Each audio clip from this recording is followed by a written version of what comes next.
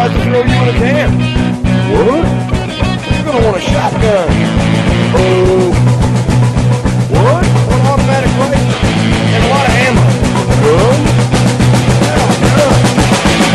We're all set to riot. Buy a gun before you lose your Second Amendment. Buy a gun. They'll burn you out like you Waco. They'll stick your ass in a camp. Jackbooted cops in riot gear, gonna kick your ass and laugh. The revolution is on its way. Better lock and load your AK.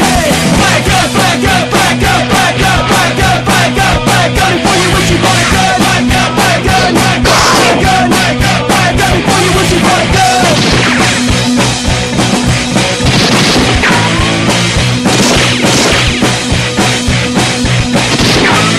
We're all set to riot. Buy a gun before you lose your Second Amendment. Buy a gun.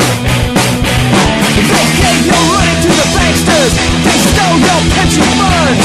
It's time that we took to the streets. It's time we had our turn. A revolution is on its way, and the founding fathers would say, buy a gun, buy a gun, buy a gun, buy a gun, buy a gun, buy a gun, buy a gun before you wish you bought a gun. Buy a gun, buy a gun, buy a gun, buy a gun, buy a gun, buy a gun before you wish you bought a gun.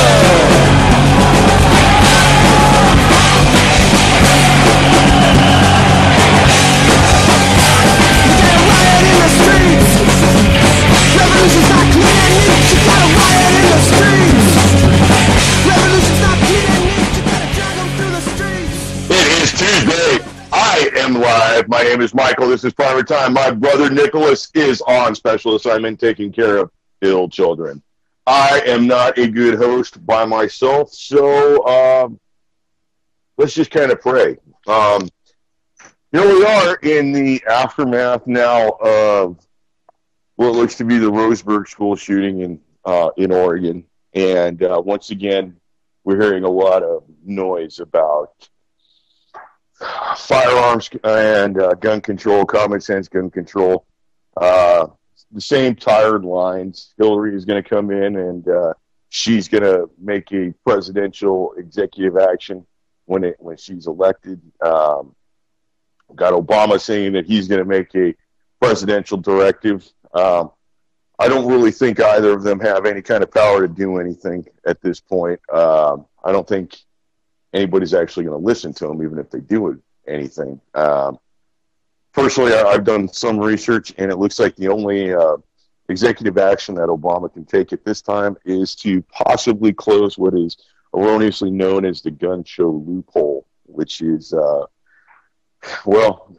honestly, there is no gun show loophole because every brand new firearm has to be sold through an FFL. Used firearms have to be sold through an FFL too. The only thing that's not required is a private sale person to person. So how that's defined is if you have, say, an extra shotgun and your buddy says, I'd like to buy that, you could sell that to him. No background check, I guess. This really isn't anything new. We've seen this happen before. I think this time, I don't believe it's going to have as much teeth as Sandy Hook. We look at this shooting just like all the other ones. It appears to be a disaffected male, not necessarily all the way there in the head. This guy supposedly grew up in a single-parent home, neglectful father. He's got Asperger's, which is kind of like a form of autism. He's I haven't really seen anything as to what kind of medications he's on. I would definitely suspect SSRIs or some sort of benzodiazepine. SSRIs are selective serotonin reuptake inhibitors, and you commonly know those as things like Prozac or Elavil or any of the brain candies. In other countries, especially like, let's just take Canada, for instance, SSRIs have a black label, which means they're of a restricted use. They have definite age parameters. They have definite usage parameters. In the United States, drugs aren't managed like that. I'm sure this guy was on a whole load of stuff, just like every other shooter before him. And, well, they want to blame the inanimate object again. Shooter's father came out this week, and Shooter's father, who I should mention, had nothing to do with the son's life for 15 years, and he's immediately blaming the inanimate object. This, well, I hope everybody who's listening right now can see the fallacy of that, the failure in that. There's lots of seems to be that there's a greater push this time in media, whether it be print media, video media, or social media. Everywhere I'm turning now, I'm seeing some sort of gun control meme, and I've noticed that in places that I would frequent for my firearms and firearms accessories information, that anybody who's got a comment section, the comment sections are loaded with, well, guys, let's talk about a reasonable compromise. And seen some really interesting things thrown out as part of the reasonable compromise. None of them, in my mind, are a reasonable compromise because, well, honestly, there is no compromise because all it is you giving up. They're not giving up anything. It's you giving up. If you have a firearm, you are the one who's expected to compromise. One of the proposals that I've seen is kind of convoluted. It's person would like, or this proposal came out, and it would turn every semi-automatic firearm into an NFA weapon, which is the National Firearms Registry, or the National Firearms Act of 1968, where it or of 34 and of 68, which basically turns a semi-automatic rifle into what they would consider a machine gun, what is currently banned. A bullet that, or a firearm that will fire more than one bullet per trigger pull. They're looking to turn every semi-automatic rifle with the ability to take a magazine of 10 rounds or more into that. Of course, the 10-round magazines are a big sticking point again. They really, really don't want you to have the quote-unquote high-capacity magazines, which, in all honesty, is a misnomer because they are standard capacity magazines. For some reason, that 10 number is a real sticker, and you hear a lot of the arguments saying that, well, if you can't hit them with 10, you don't have any business defending yourself, and I just don't subscribe to that. If you've got the ability to protect yourself with 30, you shouldn't be limited to protect yourself with 10 or 5 or 6 or 3 or 1, whatever ever dwindling number will always be thrown at you.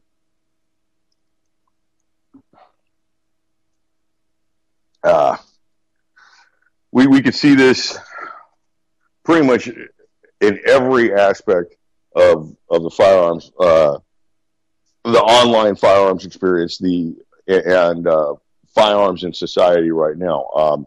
CNN for the past couple of days has been frankly, it's just been a wet dream for gun control. They will bring up every sad, horrible, depressing tale of anybody who's ever done anything with a firearm, who's had something happen to them that involves a firearm. They're trying to trot out the old sympathy again. At the same time, CNN won't look at what is the real cause of this, which is a crazy man. And really, that's what it is in the end. It was a crazy man, a guy who thought it was a good idea to go out and kill anybody or to kill people. There's all sorts of failures involved in this case, stemming from the parents to, well, there wasn't an armed person at the school. And that's, to me, that's another big part of this. This shooter chose what's known as a gun-free zone. This is a place where you will have legal directive as to not be armed. There will be a sign. There will be some sort of posting. It will be legislated that you cannot have a firearm in this area. Well, that's where he chose. That's where the shooter chose. He didn't really take into account the law that said he couldn't have a firearm there. He just knew that you couldn't have a firearm there, and you wouldn't follow the law, or you would follow the law. He had no concern about following the law, as we see by him killing a bunch of people.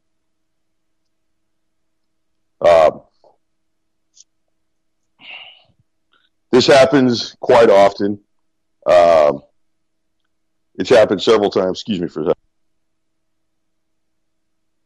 It's happened several times in the past, and it's happened several times in the near past. And every time we get the same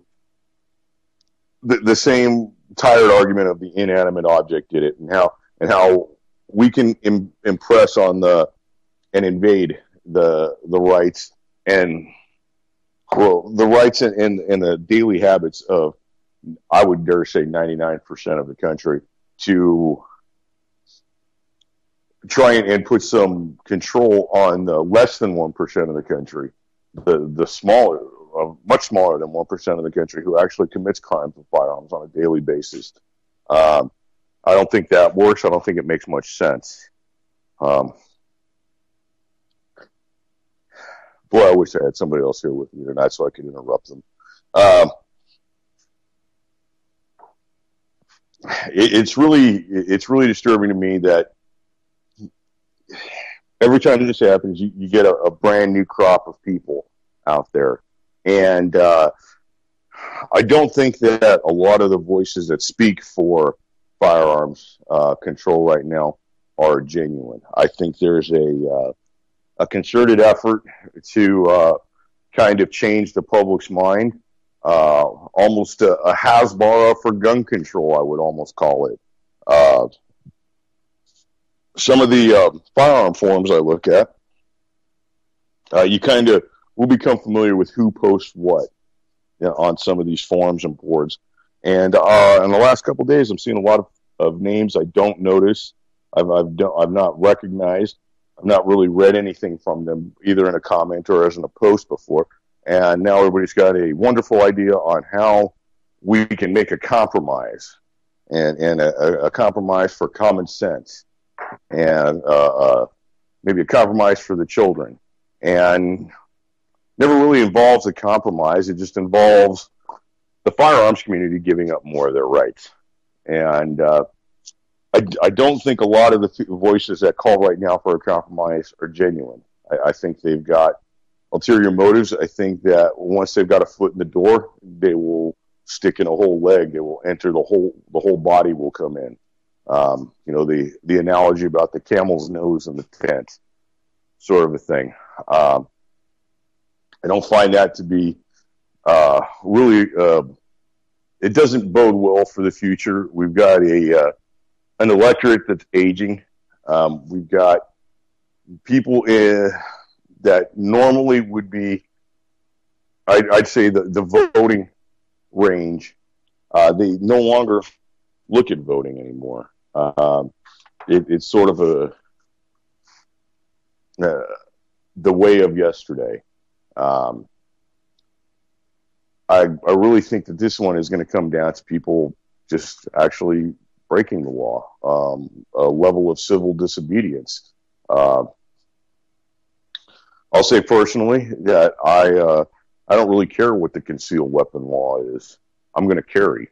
I will carry everywhere that I can carry. I won't carry, say, someplace like a courthouse, and I won't carry like maybe into like City Hall or something like that. And it's not out of any kind of like magnanimous respect for the office of City Hall or the hallowedness of the county courthouse, because they got great big fucking metal detectors, and it's just kind of hard to hide it there. So any place that doesn't have great big metal detectors, I will probably carry, whether or not they say, guns allowed or not. Whether in Texas, it's called the 30-06 sign. It's a sign that has to be a certain size with certain style of lettering, and it has to have certain words on this sign.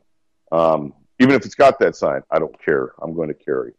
because nobody's going to find out that I'm carrying unless something happens. And if something happens, well, I don't really care if I'm going to get a ticket for having an illegal concealed weapon. At least I'll be alive to sign it. So that's kind of the way I see that. I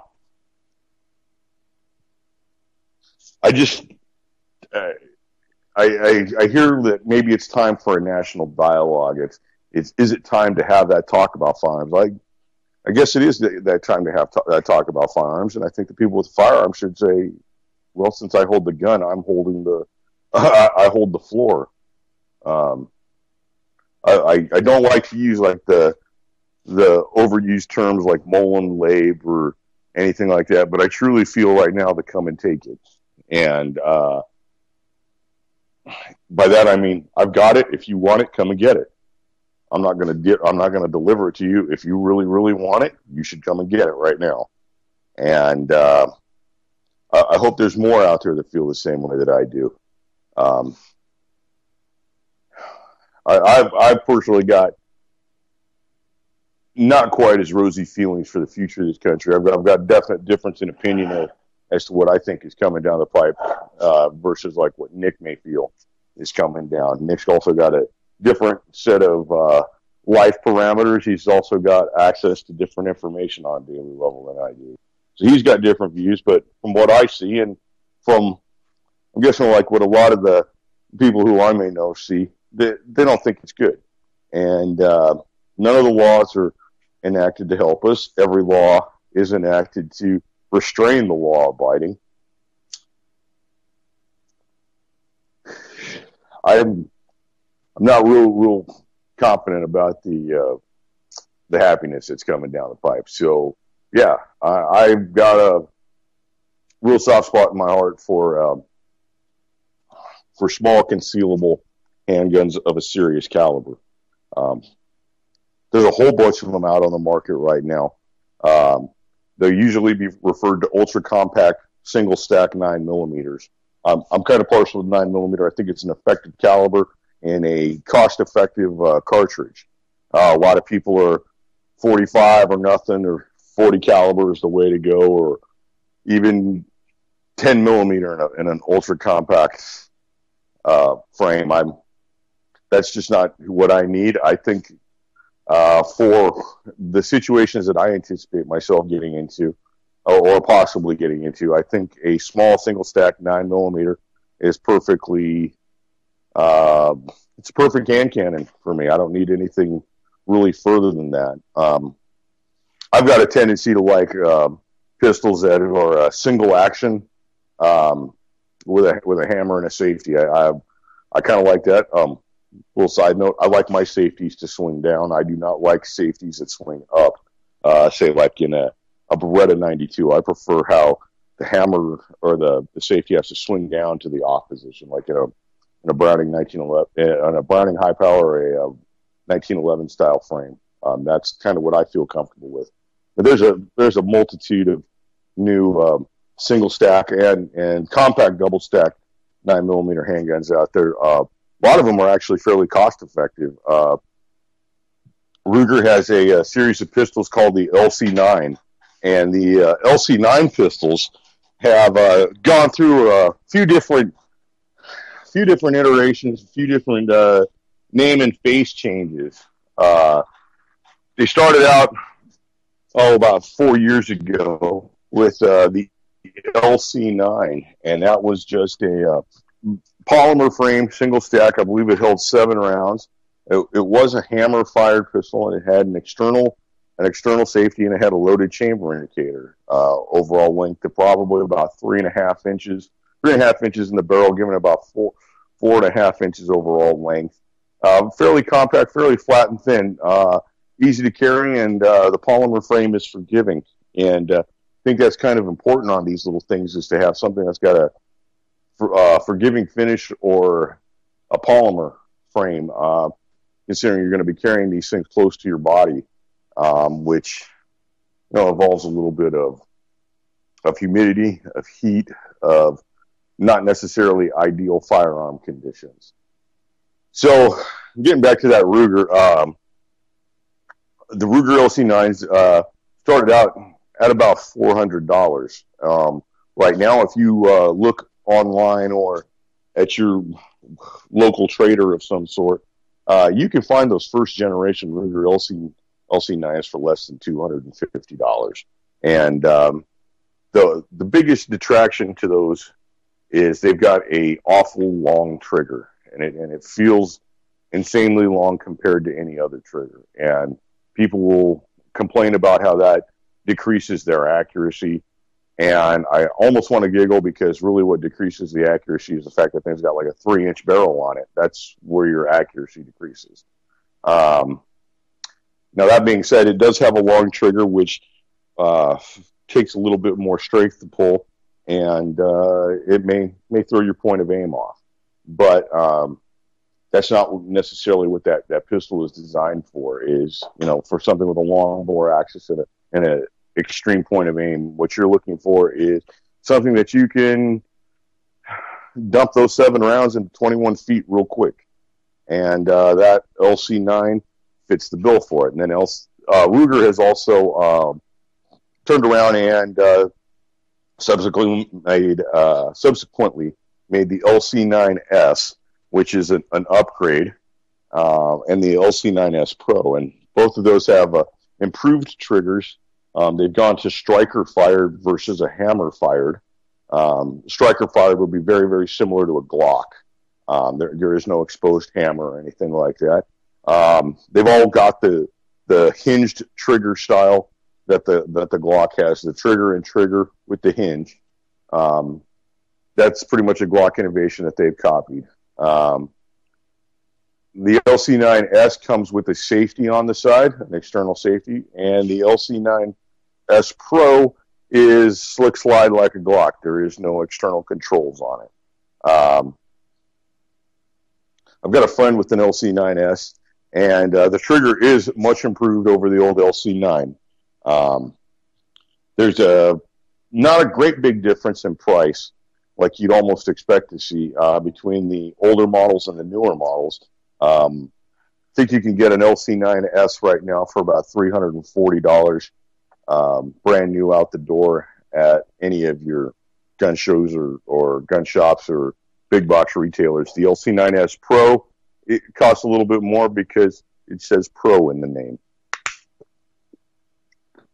So, nice thing about those is there's almost a built-in infrastructure for those, considering that there was the LC9 on the market for a couple years before.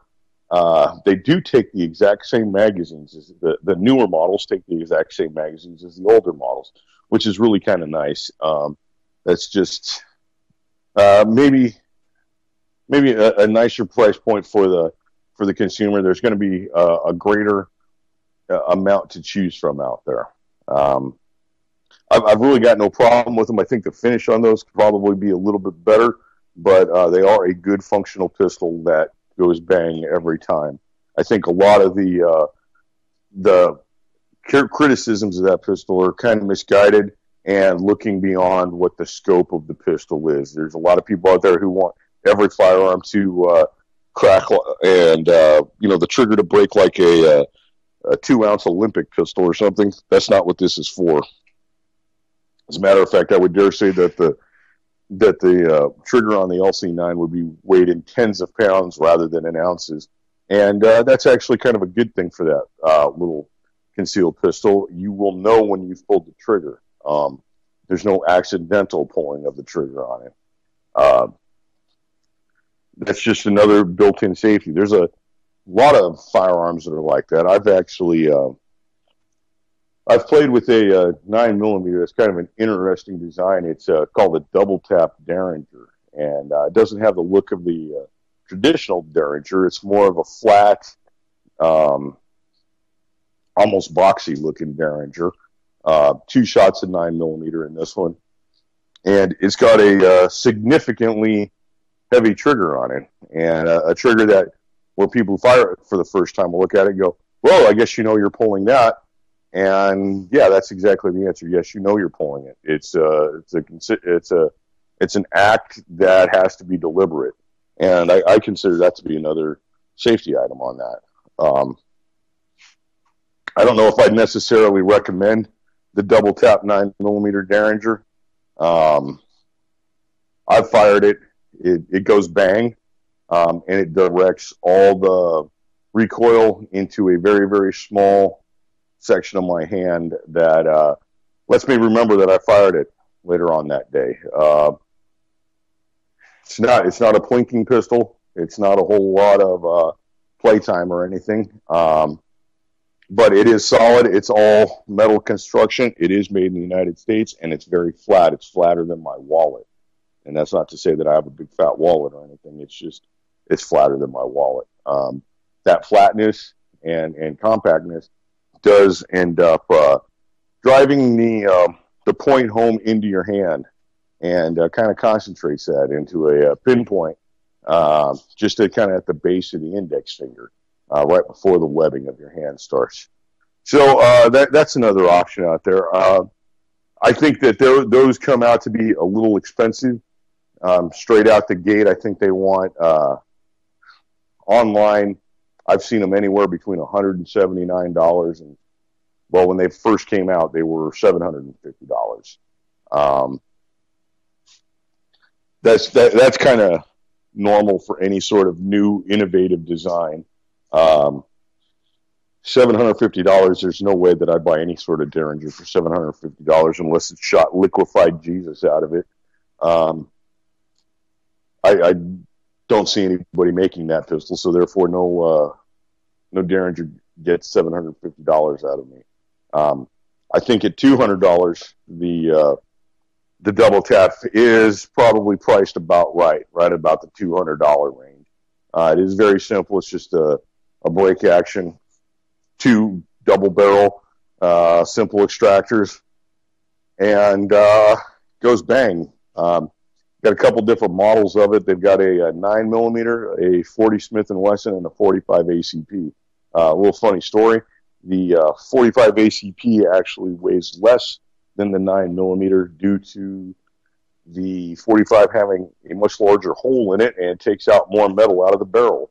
So that's kind of one of the rarities where as the caliber grows, the weight of the pistol shrinks. I've seen them recently available to importers and people with FFLs. I've seen those for double tap pistols for about $149 wholesale. I don't think that the company is actually doing all that well. This is pretty much one of their only designs. They have another design they call the Pocket AK and the Pocket AR, which is, well, they've got a single shot Derringer in 5.56mm, and they have another one in 7.62 by 39, which throw impressive fireballs, and that's about it. I don't really see the use for either of those other than the fact they go bang. Not necessarily trustworthy or pleasant to shoot.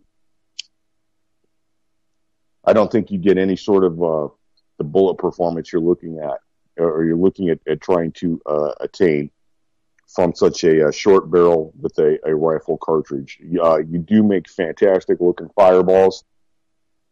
And I guess that's great if your goal is to take pictures for a magazine, but I think we're all kind of looking towards self-defense, and that's not necessarily what you want in a gun you'd keep in your pocket when you're going to run off to the stop and rob. It's I don't necessarily, if I have to shoot something, I don't necessarily.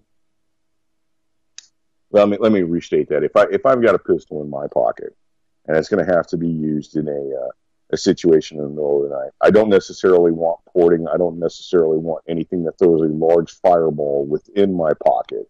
I don't care if it makes a large bang in a large, flaming exit from the gun. I just don't really need it to have porting, which would end up throwing the gases in another direction. Gases in another direction to support muzzle flip and or reduce muzzle flip and keep you on target. I don't think that's necessary for a pocket weapon, and I think it actually kind of endangers you. It looks nice and it sells for a little bit extra, but it's not necessarily anything you need.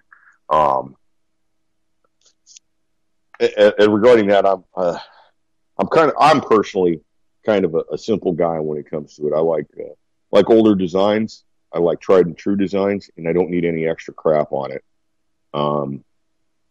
I don't need tactical lasers. I don't need tactical lights. I don't need fancy grips. I don't even necessarily need extended magazines. I kind of like them as they came out of the box from a factory. I figure the guys who worked at the factory and the designer knew exactly what he was doing. That's kind of the way I should.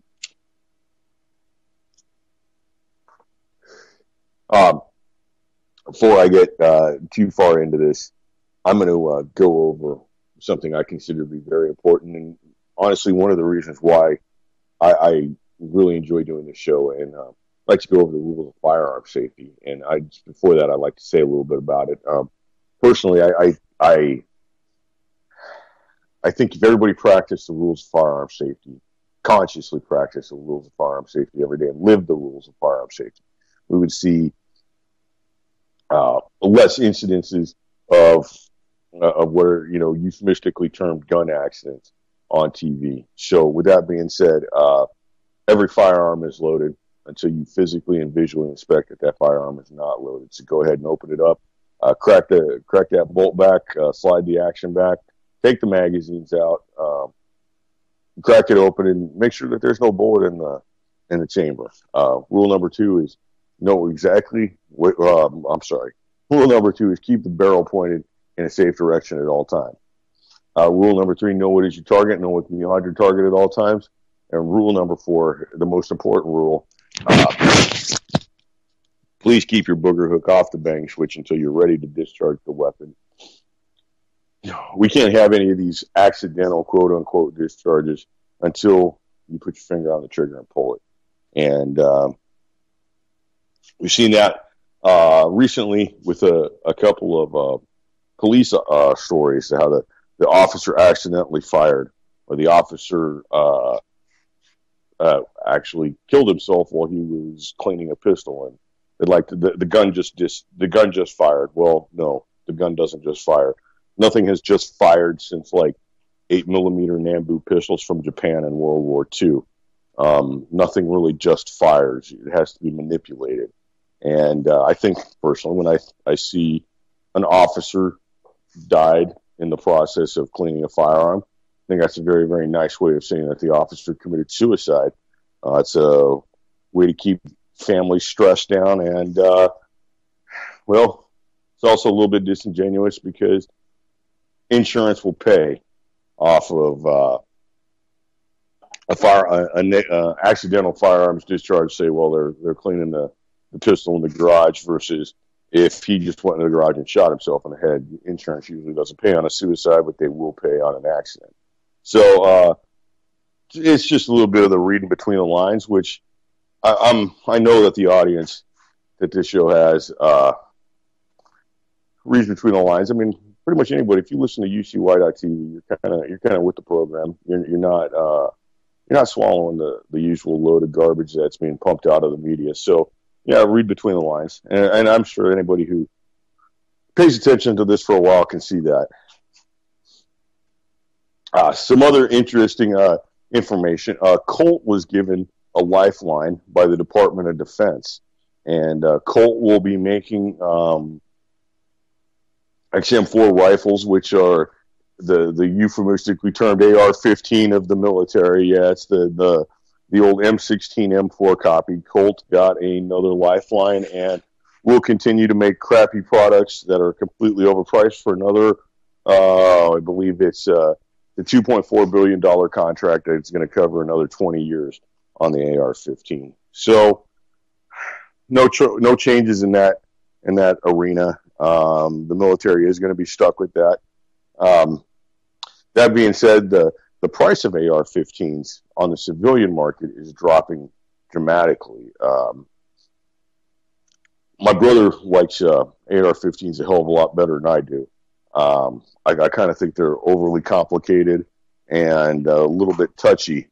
And I used to think they were quite expensive for being that. Now it's kind of hard to say that. AR-15s are now coming in below $400, and these are for metal, either aluminum or cast or whatever kind of metal is in the lower receiver, and not polymer. They are what are being claimed to be mil spec, and I've seen them for below $400 from several online retailers. Now these aren't Target models or national match versions or anything. These are just almost Plinkster versions, but it's a very cost-effective way to get in and get yourself spending some serious money on ammo after a while on these. Conversely, I've not seen any AK-47s that have any sort of similar price drop. AK-47s continue to be climbing in price on an every day. SKSs seem to be climbing in price. Pretty much all the former commie import weapons seem to be gaining in value, while AR-15s being pumped out, are not necessarily dropping in value, but they're definitely dropping in price. And can't really say about their quality. I've not had a whole lot of experience with any of these newer, really low-priced AR-15s. So I can't really comment on that. I would say that the process for making them is fairly straightforward. So there's not a whole lot of room to screw up on it. So it might be worth a couple of bucks thrown in on it. We've entered hunting season here in the great state of Texas, and I know other places around the nation as well. And I've noticed that there happens to be a run on some shotgun shells. And last time I was at the big box store, I noticed that shotgun shells are not necessarily as plentiful as usual. And I am going to chalk that up to this being the middle of bird season and people buying and taking advantages of deals that are online and at the store right now. And kind of made me think I would totally love to take this call that's coming in, but I do not have a way to. I can't switch. If I take the call, I lose the show. So I wish I could do it. I would totally love to have taken that call. Boy, that would have been awesome to take that call. But I can't do it because if I'd have done it, I'd have lost the show. I don't have the ability to merge the two calls. I'm really, really sorry. I appreciate you looking out and trying to call in. Couldn't do it. Damn, I wish I could have taken that call. That would have been a lot easier. Anyways, going back to the 12 gauge and well, not necessarily 12 gauge, but shotguns. Looking at all the stores, when you've got kind of what could be considered a dearth of ammunition. You're looking, and you're not finding the 5.56 you want. You're not finding the 7.62 by 39 you want, or the 308 that you want, or whatever. And you start looking at 12 gauge rounds, and you start seeing the price of what could be considered specialty rounds easily exceed $1 a round. I know that for a 5-pack of 12 gauge slugs, you're probably looking at anywhere between I'd say $6 and $8 for most brands of what we could be considered regular 12 gauge slugs. You get into something that's a little more specialty in the 12 gauge slugs, and yeah, you could be looking at $2 a round. Like to revisit something that I find to be fairly interesting, and I've got to say that I do not. Well, I'll go ahead and make them. Just be careful about it. I mean, firearms are a risk, so yeah. UCY doesn't endorse it. I endorse it, so take your beef up with me if you got it. But there's a way to make your own sort of frangible loads, and I would like to kind of talk about something I've noticed called hot glue slugs, and they're fairly fairly devastating, and kind of follow the line of a regular slug, but without of a regular metal slug, I should say. But they end up having a greater mushrooming effect and a complete energy dump into the target, as to where a metal slug may pass through and carry some of the energy fired with that slug out beyond the target. And with these hot glue slugs, it's a complete and total energy dump. And well, there's an interesting process to making these, and it's fairly cheap, and probably comes out to be the cheapest and most effective way to make defensive loads for a shotgun. And because I mean, you can take you can even use like target loads, which are basically dust for shooting clay pigeons. You can turn those into a devastating round with just a couple squirts of hot glue and a little bit of your time. And personally, what I like to do is I like to take the shot or take the shotgun shell and go ahead and cut the crimp off the top, and use a razor and cut it as very close to the top as you can get. Don't take off any more of the shell than you actually need to. And you go ahead and dump out the shot that's in there into a cup. Something I should have mentioned before this is you should take a weight on all of these shells. You should take a weight of the shell before you load it. So any kind of scale that you've got, little tiny digital scale, works fairly well. You should take a weight of that shotgun shell and note it. And you're always going to want to be within about 10% of that original number. Some of these wax or hot glue loads, I would almost say you'd want to come in definitely underneath. For safety's sake, I'm kind of concerned about pressures in some of these. But it's everybody got to kind of figure it out. I would definitely say don't go any heavier with it. But so now you've got this shell cut off, and you've got the shot package taken out. You'll look inside the shell, and you'll see a power piston or a wad, which is a little plastic kind of a cup that sits in the shell over the gunpowder and a spacer. So what I like to do is I like to take 2 full squirts of hot glue, right to the bottom of that, just straight into the shotgun shell.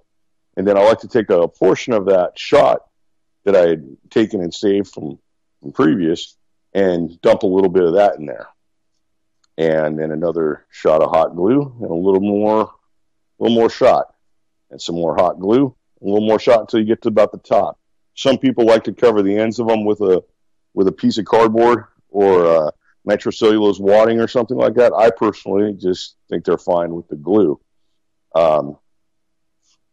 This ends up gluing basically the wad to the slug, which adds a little bit of weight to the projectile, and doesn't necessarily do a whole lot for its accuracy, but this isn't necessarily a target-related item. This is kind of like field expedient, and you need to put a hole in something that's coming through your door. This is kind of like a last-ditch effort sort of thing, and it's also kind of fun to do if you've got the ability to go out and shoot and just want to see what can be done.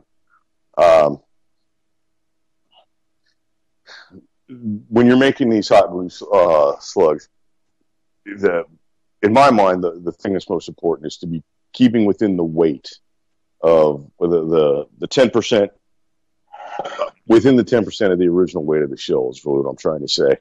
And I think that's very important. That's probably the most important part. You avoid any kind of extreme pressure situations if you keep the weight right. And if you keep the weight even a little bit less, you're doing well, and you're reducing that possibility of damage and explosion at that point if you go less. And once you've made a couple of these hot glue slugs that you're just using the original shot, your mind will start to wander, and then you'll start to wonder what else you can do with these. And you'll see once you've built a few of them, you'll start seeing the possibilities real rapidly. Something I've seen a few people do is they will insert metal screws or finishing nails into these shotgun shells, and then kind of using the same process of squirt of hot glue and then dumping some shot, orienting a screw or some sort of penetrator into this slug with some fairly interesting results. I've not tried it. I would definitely like to try it. I've kind of got an idea of what I'd like to do. But this also provides for all sorts of other loads. There's some people who swear by shooting number 7 leader line with fishing weights on it, crimped around them, and shooting out a string of leader line with fishing weights.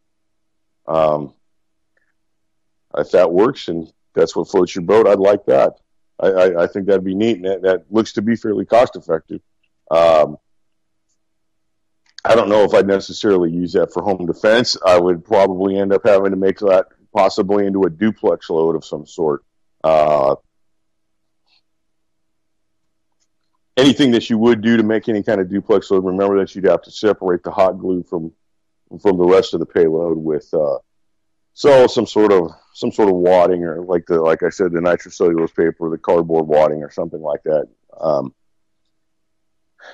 I think if a person had a little bit of time and a little bit of inclination and the stuff sitting around, they can make some fairly devastating loads. Now, I don't believe that any of this is a patentable idea.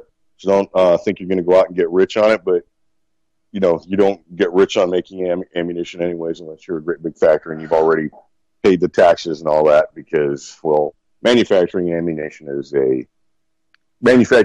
for retail is one of those federal deals. So I don't think I'd sell them, but I'd definitely make them, and maybe get a couple of friends around. And if you look at in the end, what we're making when we do this, we're making frangible rounds, and in handguns, frangible rounds end up being quite expensive because they're considered specialty rounds. So you're looking at say a Glazer safety slug in 9mm. They'll sell those in a package of 10, which is very small. And they'll sell them for sometimes $35 for a package of 10 of them. And, that's $3.50 a bullet. And if you're making something that's completely, 12 gauge is a lot bigger than 9mm.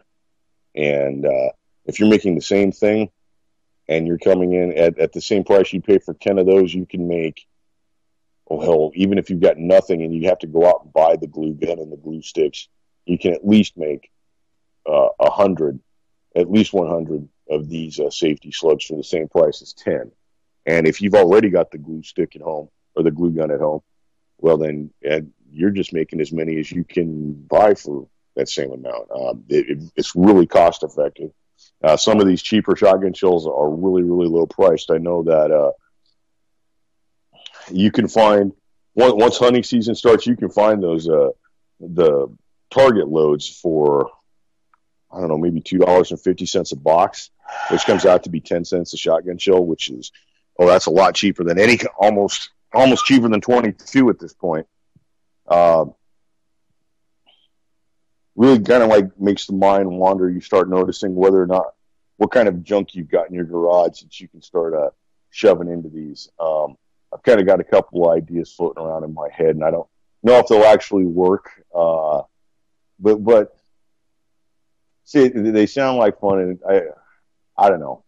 I don't know if I'd ever use them on anything, because that's something else you'd have to think about in today's society. If you've made some sort of actual specialty round and you use it, there might be some legal implications. And I'm not an attorney or anything, so I can't really speak to that and what your liabilities would be, but I can totally see a defense attorney taking you to task because you've made some sort of specialty ammunition round. And a friend of mine and I spoke yesterday about that a little bit, and what ways you could improve a round nose lead projectile that would be fired out of a revolver. And a simple round nose lead projectile, there's a couple different ways you can alter it. And some of the ways that you can alter it are actually fairly devastating. One of the simplest ways is to, if it's a round nose lead bullet, go ahead and just cut a cross in it. And that will aid in that bullet kind of tumbling apart once it impacts. Another simple way to do it is to line yourself up that bullet underneath the drill press and drill into that. Now, don't drill all the way, and be very, very careful, children. Put on your safety goggles and all that stuff. Don't smoke while you're doing this. Make your own hollow point that way. Another interesting thing, if this is your game, you can say epoxy a 177 caliber steel BB or some steel shot onto the end of that. Now you've made a 38 special armor piercing round, which is kind of odd.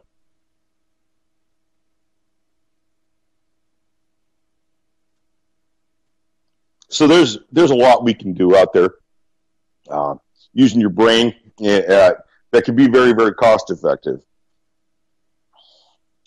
I really like to thank you guys tonight for kind of hanging out with me. This is kind of less than prepared. Usually better off with Nick here. Gives me somebody to interrupt and speak over, and well, that's where I excel. It's really been kind of rough for me tonight, but I'm glad I had the chance to speak to you guys, and I really wish I could have taken that call that was coming in. I don't have the physical ability to take the call. Tried, but whatever. But other things to look out for here in the next coming week are, I'd say, if you're looking for a handgun, now might be the time to go out and get one. Looks like, as we spoke about earlier, the anti-gun forces are ramping up, and there's all kinds of calls for bans and common sense and blah, blah, blah. So if you got the money now, it might be a good time to go get one. I will say that they're a hell of a lot cheaper when they're readily available than when they aren't. Just as like an aside, I remember when the first Clinton crime bill came out, I was the proud owner of a Glock at that point, and Glocks at that then used to come with two magazines, the one that came when it was in the gun and one extra. And I remember trying to find an extra magazine for a Glock after an extra what would be considered high capacity magazine for the Glock after the Clinton crime bill came in. And those magazines were $150 for an aftermarket one that didn't work right. And I'll never be caught in that situation again. So I would definitely say, if you've got the ability to go out and get one, go out and buy one now, and buy as many of those high capacity mags as you can get, because they'll be very, very, very, very valuable in the future.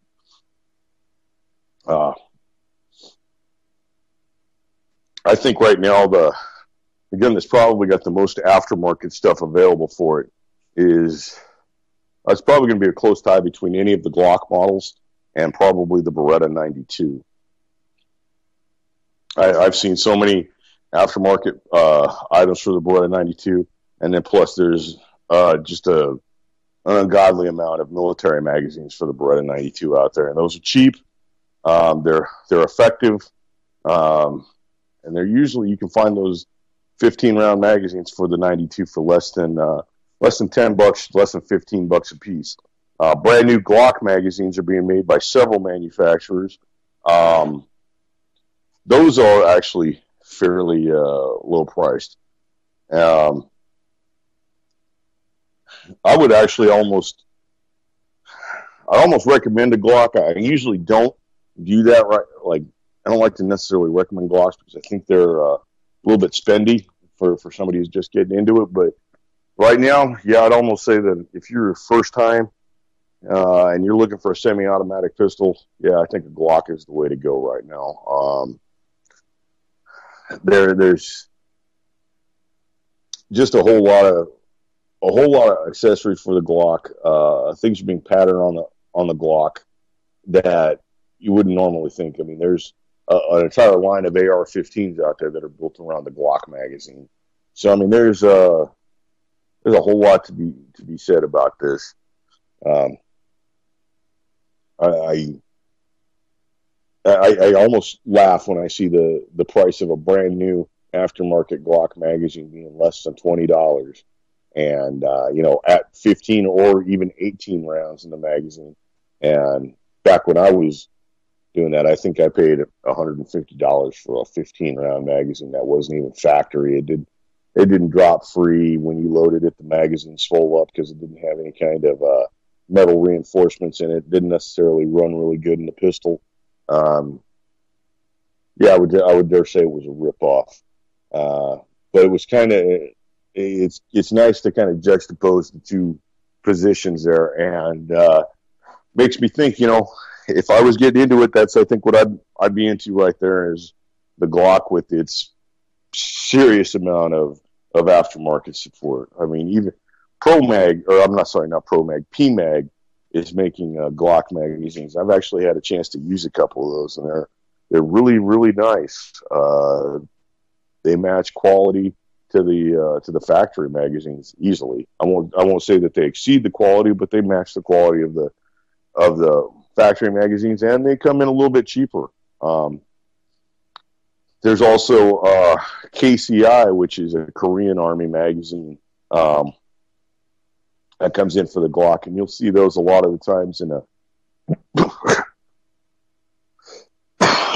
excuse me, I'm sorry about that. You'll see those in a much bigger 33 round size, and sometimes you'll see them in what look to be 50 round drums or 100 round drums for the 9mm. I'm not necessarily in need of a drum magazine for a pistol. It's kind of like more of a range toy to play with, but even those come in fairly low price, and people who've used those KCI magazines say they work fairly well. I guess in the end, it's all about what you can afford and what you feel comfortable with. And well, I'd feel better that if all you've got is a 22 long rifle and that's all you feel comfortable shooting, but you're good with it, more power to you. I think that's what you should use. I don't like to get caught up in the caliber debate. Doesn't really work for me. I think if you've got one and you're willing to use it, that's about 80% of it right there. Don't really think I can expand on that anymore. Anyhow, this is UCY.TV. This is your home for, well, it's just a plethora of radio here. I mean, you've got this horrible show that, I'm really not all that good at it, all the way to something like Brandon Tuberville, which is seriously investigative journalism and stuff you won't get anywhere else. It goes from horrible gun talk to a little place in your mind you thought you'd never gone with flying rainbow lasagna or something like that. I mean, there's all kinds of stuff here, constantly growing. Jules puts in a serious amount of effort, more time than she probably should on this, and it's really come a long way. And I'd like to thank everybody out there. I mean, that's really kind of why we do it. I do it because it gives me a chance to rant and say what I want to say, and share a little bit of what my love is, what my passion is, and I hope it works out for you. Anyhow, guys, get out there, be safe this week. Keep an eyeball on the kids. Be aware of your surroundings, and go ahead and carry in that gun free zone, because you're not the problem. The criminal is. And if you know what, I'd rather get charged with. All right. Anyhow, you see what I thanks a lot, guys. It's been the same rest tonight. You guys be good. Thanks a lot.